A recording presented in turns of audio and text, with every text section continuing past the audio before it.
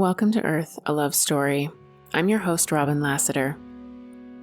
Lately, I've been thinking about all the different kinds of work that I've been doing, and I've been trying to come up with a way to lay it all out for folks. I finally remembered that I have a podcast, so I thought I would do a quick little episode talking about all the things that are present in my life right now. A couple of years ago, this image came to me. It was a Venn diagram with 3 circles, and one circle said something like trauma, dysregulated nervous system, codependency, addiction, all that fun stuff.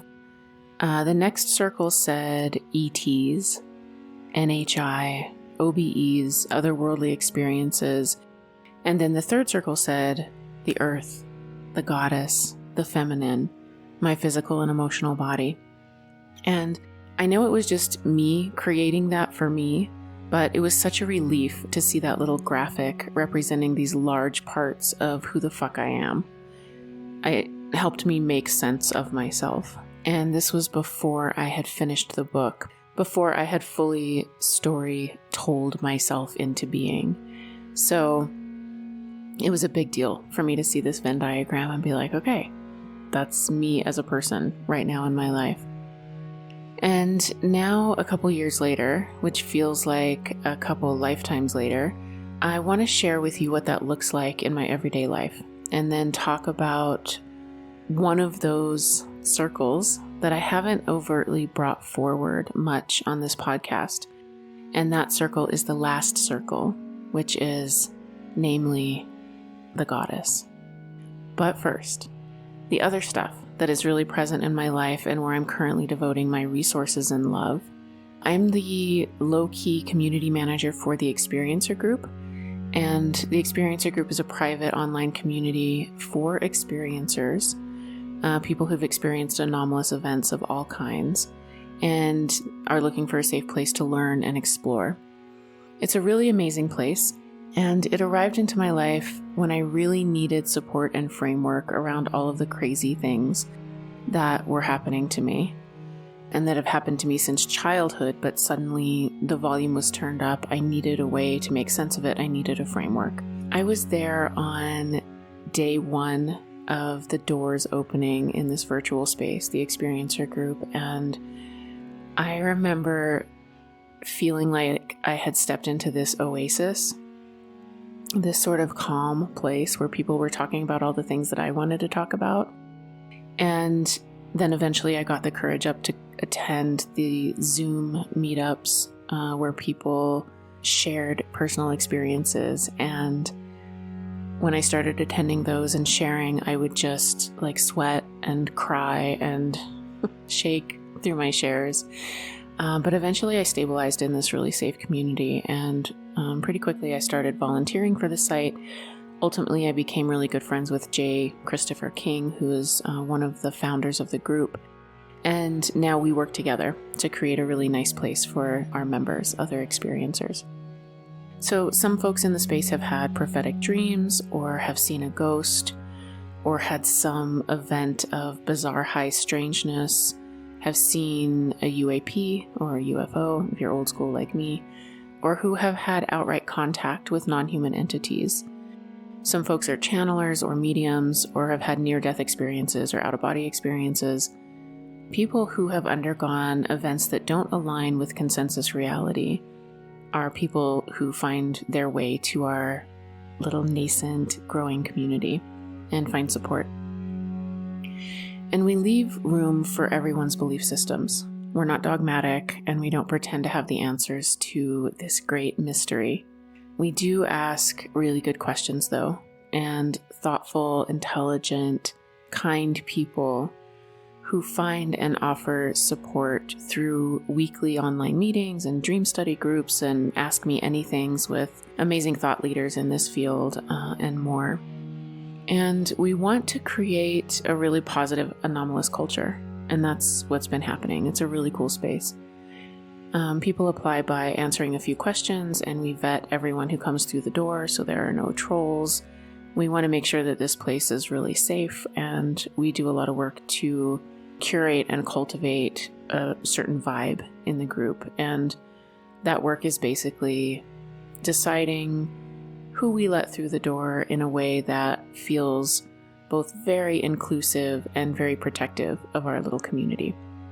So after answering a few questions, if the person is vetted into the group, there's a 2-month free trial period that's both for us and for the members to make sure that we're a good fit for them and they're a good fit for our community.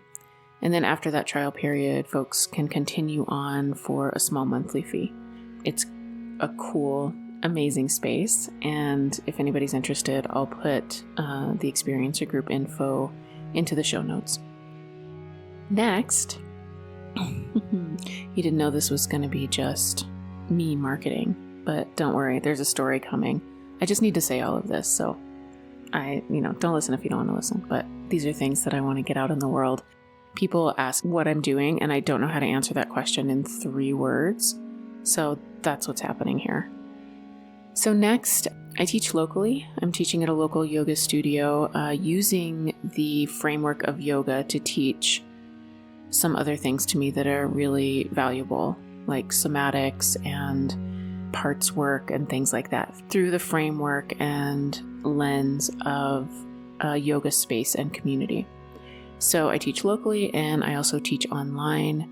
I do one-on-one sessions, and most of my work is around helping people cross the threshold from a rational materialist framework, basically from a consensus reality framework into an enchanted, alive, kind of animist landscape. And don't worry, we keep the rational piece. Like, humans have worked very hard to become logical and rational beings, and we don't get rid of that. In fact, most of the work that I do is about bringing in and integrating and developing capacity to hold more rather than exiling or cutting things out. There's a place for that, but it's all done with love and with the idea that we are becoming space for life to move through, and that we hold more. We can hold more paradox, multiple things at once, like grief and joy, the mundane and the magical at the same time. So that is most of my work. But many of my clients are working on other things, like how to balance personal belief systems and their inner life with their regular 9-to-5 job that is in consensus reality world, and they find very fulfilling and important. So again, we're not trying to get rid of any of that, just seeing how we can integrate things together.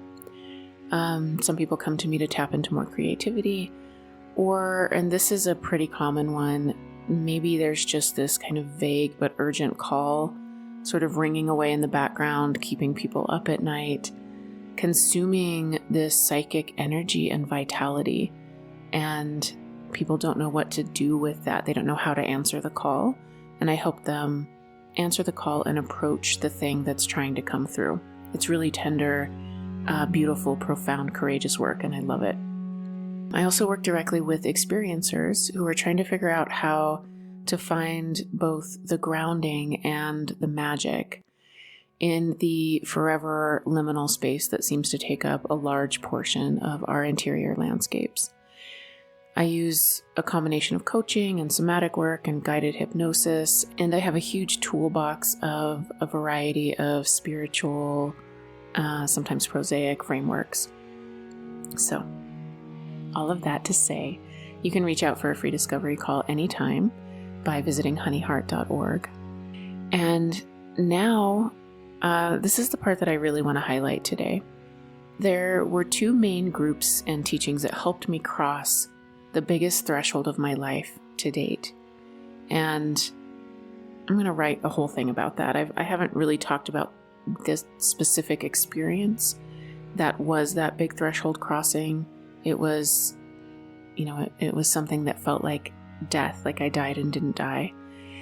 And the first group that really helped me with that is the Experiencer Group, where I found the framework and support that I was talking about earlier, and also found mentors and helpers.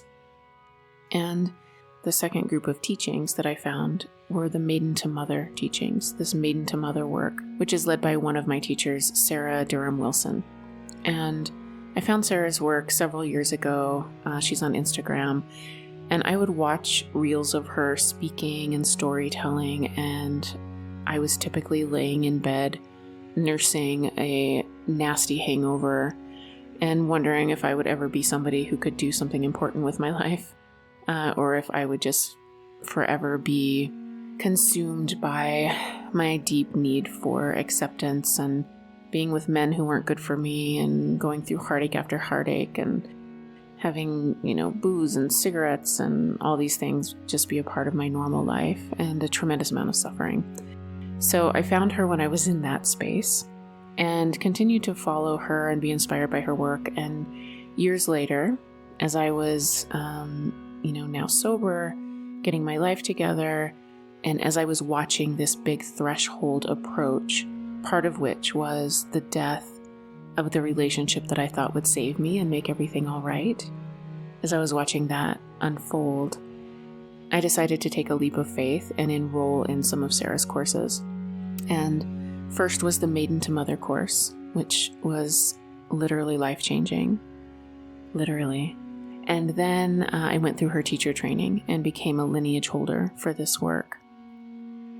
And Sarah's work was born from the great need she saw to help women cross the threshold from the wounded maiden archetype into the mother archetype. When the wounded maiden is running the show, it's all about me. And when this archetypal mother arrives, it's all about we. And it's a move from transactional to relational, from what I was really, really good at, burning it down and running away in the night, to finding safety and strength for the ways that we need to change our lives. And mother here doesn't refer just to biological motherhood. This is an archetypal mother that I'm speaking about, and talking about basically the divine feminine who has been down there in the dark. I call her the great round, the uncried cry, holding it all and waiting for us to come down and bring to her what needs to die so that we can have the life that we want to have and that our soul is asking us to have. It's beautiful work. So I listened to Sarah tell me the stories of, tell me these fairy tales, like the little matchstick girl who goes from door to door looking in at the warmth and glow of other people's lives, and she's selling the last bits of fire and spark that she has, and she sells that for just a penny. She's selling pieces of her soul for just a penny and looking in and seeing all the things that she doesn't have and she doesn't know how to get out of that life. And she told me the story of the handless maiden, which is one of my favorites. It's too long for me to tell here and I don't know it well enough, but I think it's in Clarissa Pinkola Estes' book, Women Who Run with Wolves, and it's an amazing story. So as this was unfolding, I started having dreams about the goddess, dreams about women, about these multi-dimensional women who were at all stages of life. I started to understand that I was parts, that I was a sum of my parts, and that some parts were kind of running the show and louder than others, and some parts were in the shadows, and some parts were stepping forward and wanting to come through. And but the biggest part that was running the show was my own wounded maiden. She didn't know how to cross the threshold into a mature, safe woman, a grown-up. And so that's what this work helped me to do. Sarah also told the story of the descent of Innana. And up until this point, I had never heard the story of the descent of Innana, sort of this dark, feminine mirror story of the hero's journey. And I'm going to tell that story here in my own words. This is my own retelling from the bones that Sarah gave me of this story, and from this really beautiful translation of the Sumerian cuneiform tablets by Diane Wolkstein and Samuel Noah Kramer. I love this translation. Every time I open it, it feels like I'm stepping into this rarefied space where there's just this constant access to alchemy happening. It's an amazing story and an amazing translation. So, without further ado, here is my retelling of the descent of Innana, which sums up all of this work for me. So Innana, queen of heaven and earth, had all the things. She had beauty, and she had power, cleverness, status. She had just found her true love, Dumutzi, and they had spent verse after steamy verse in bed together. Seriously, you should get this translation just to read about them in their marriage bed. It's hot. So they stayed in bed together until Dumutzi's desire was finally slaked. And then he was like, sorry, look, I gotta go to work. I have to go to work. I have to get out of bed. You go to the court and you'll be like a sister to me and a daughter to my father. And this has been great and it's been amazing and I love you so much, but I have shit to do. So I gotta go. So that's not really talked about a lot in this story. But for me personally, I love that detail. Because what Innana decides to do instead is go down to visit her sister in the underworld. And she does it when the masculine turns away from her. When he stops holding her and she needs to come into herself and sort of be whole unto herself. And so what she does is decide to go down to the underworld and attend the funeral of her sister's husband, Gugalana. That's when she goes down to meet her sister Ereshkigal, who is queen of the underworld. And the Sumerian translation describes that moment with these 3 lines. It's the first verse of the descent of Innana. From the great above, she opened her ear to the great below. From the great above, the goddess opened her ear to the great below. From the great above, Innana opened her ear to the great below.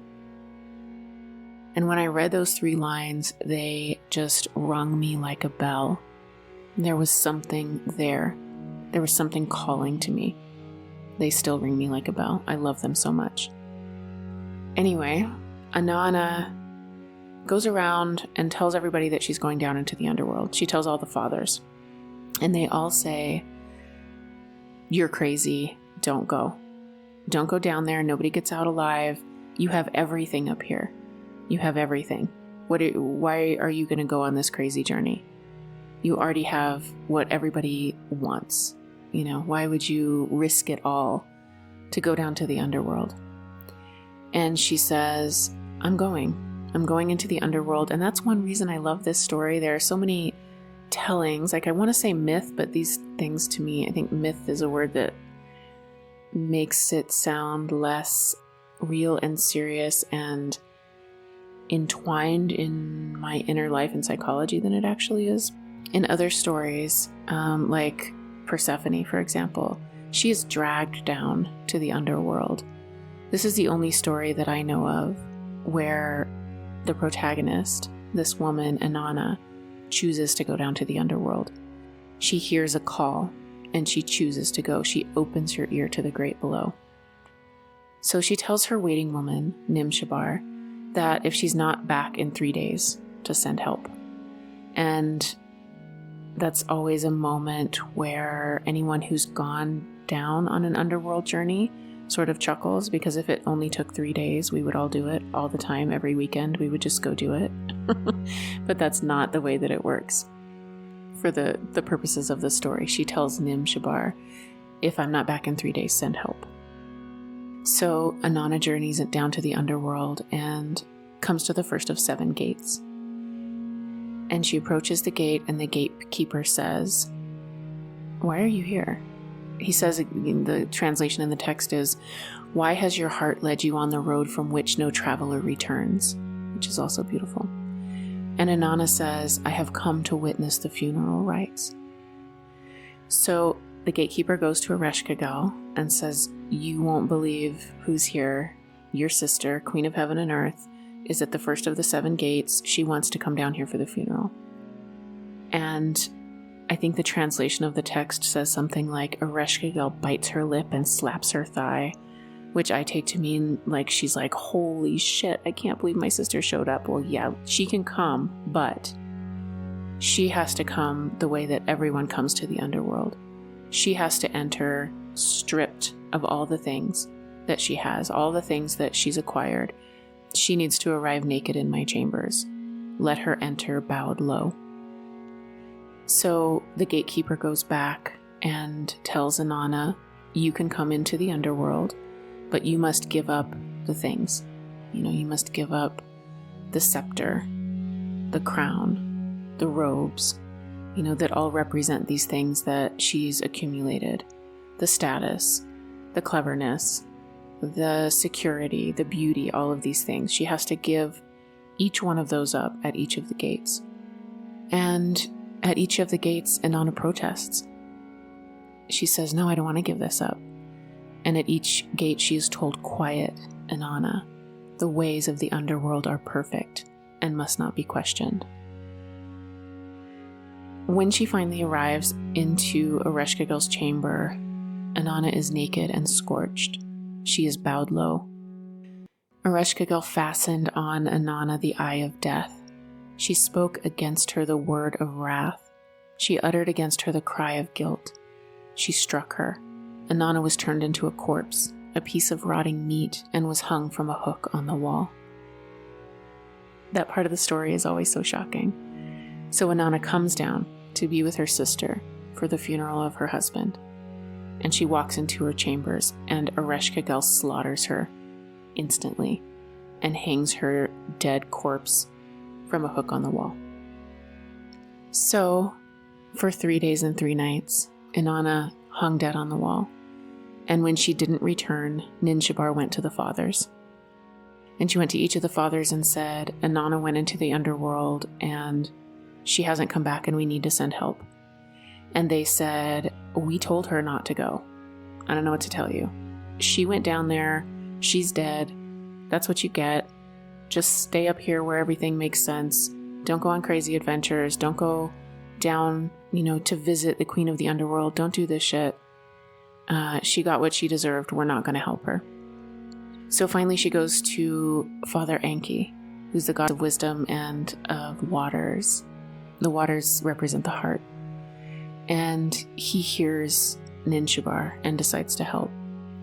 He takes dirt from underneath his fingernails and fashions the dirt into creatures that are neither male nor female. He calls them the Kurgara and the Galater and tells them that they must go into the underworld and meet Ereshkigal. And he gave them really specific instructions about what to do when they got there. So he says to these little creatures, you will find Ereshkigal in her chamber moaning and crying. And you can't tell if these are the cries of agony or ecstasy, if she is dying or giving birth. And when she cries, "Oh, my inside," cry also, "Oh, your inside."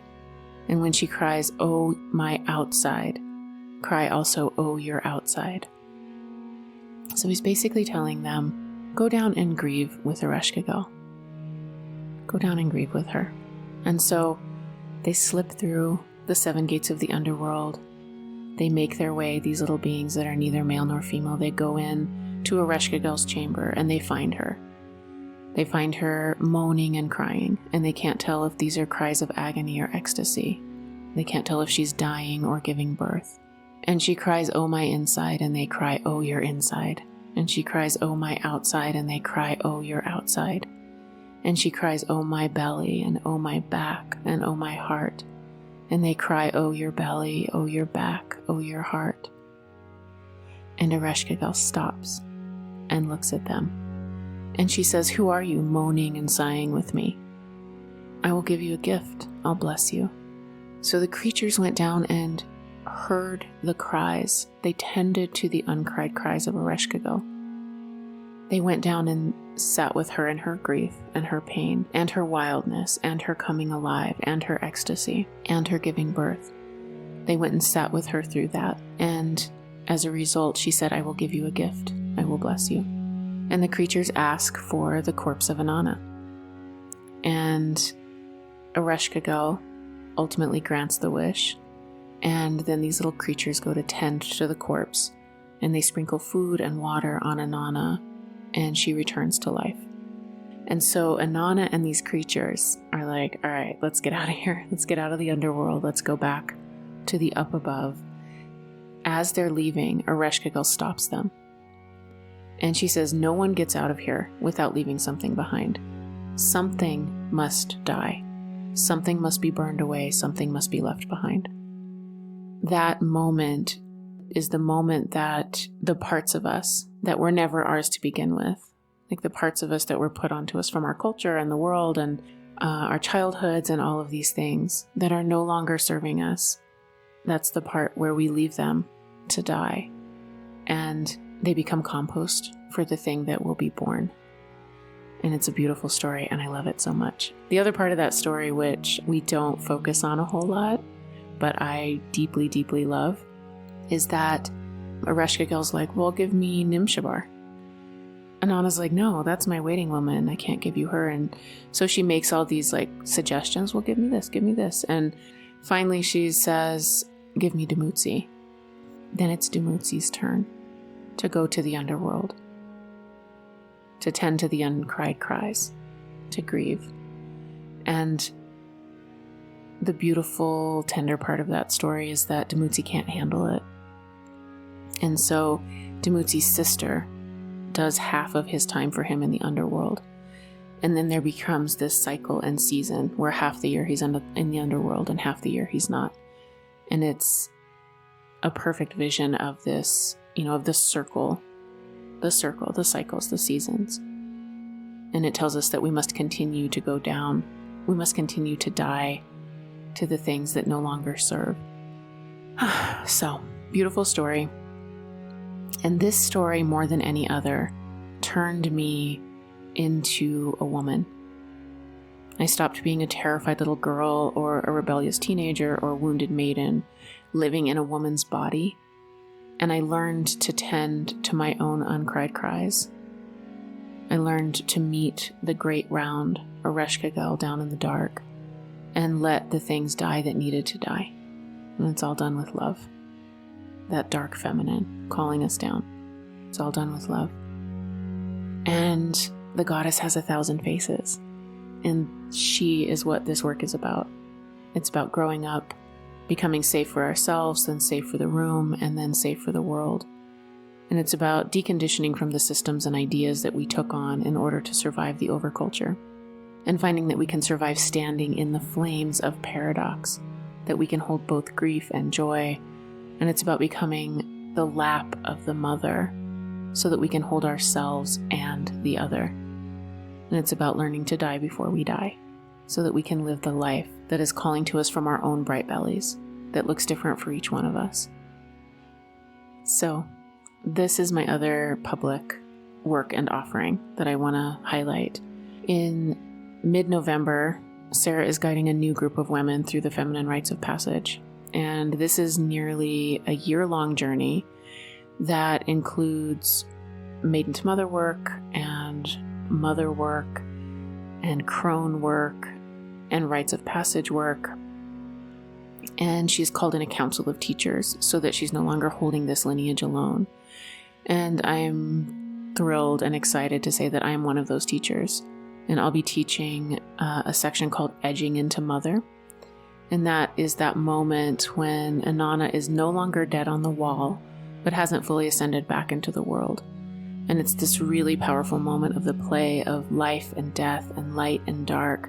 And it's this liminal edge that feels just excruciatingly, rapturously alive. It's a really powerful, beautiful moment. I'm co-teaching with the vivacious and amazing Kalah Hill. And she's also bringing in the archetype of the mother lover, which is the next iteration of the goddess with 1,000 faces that is calling to me. If you're interested in crossing the threshold from maiden to mother, or becoming a teacher in this lineage, or in attending only portions of this teaching, all of those are options. Check out the link in the show notes. It's themotherspirit.com. You can find out information there. If you do decide to sign up, let me know. That would be amazing. It'd be really amazing. And sorry guys, like that one is just for the ladies. Although I will say a healthy chunk of my clients right now are men, and they're doing the same inner reclaiming, deconditioning, maturing inner work around archetypal father, and they're ultimately approaching mother work as well with just this tender, fierce courage, and it blows open my heart, gives me a lot of faith in humanity. I think we're going to get through this tough time that's coming up. Hope I'm wrong. It seems to be coming up. All hands on deck. There's only a couple more things. One is that I'm in a Vajrayana Buddhist community that is where I do my deep internal work, and I'm keeping that sort of sacred and close to my heart as I'm moving through teachings that feel very familiar to me. It's my spiritual home. I'm very grateful to be there, and I'm not qualified to teach it, and so I don't really bring it into my teachings, but that's where my feet are right now. My feet are on the ground in this really beautiful work that is my spiritual home. I'm also teaching a group course, hopefully beginning in January, we'll see, called The Embodied Mystic. And you can join the waiting list for that by visiting my website. And there's also another book percolating away in the background that I will need to tend to at some point when I have capacity. No idea when that will be, but I always knew I'd write a second book, and it's there in the background. So that's it. I'm fucking busy, you guys, and also I've never been happier. So I feel really resourced, really nourished. It's a really great time. Without these teachings and groups and communities and teachers, I would not have the clarity, the courage, the spine, the practices, the support, the framework, the vitality in my body, the knowing in my bones. I wouldn't have any of that. I wouldn't have all of the things that I need just to exist and survive on this planet and be living this life where I feel like I've won the lottery. I don't have a lot of money, but I live connected to the land that I grew up on. I live in this dome that I built for myself. I have these deep, beautiful relationships that literally span the globe. And my life before this threshold did not look like that. I sit at the feet of my teachers, and I thank my teachers and my teachers' teachers. And I thank you.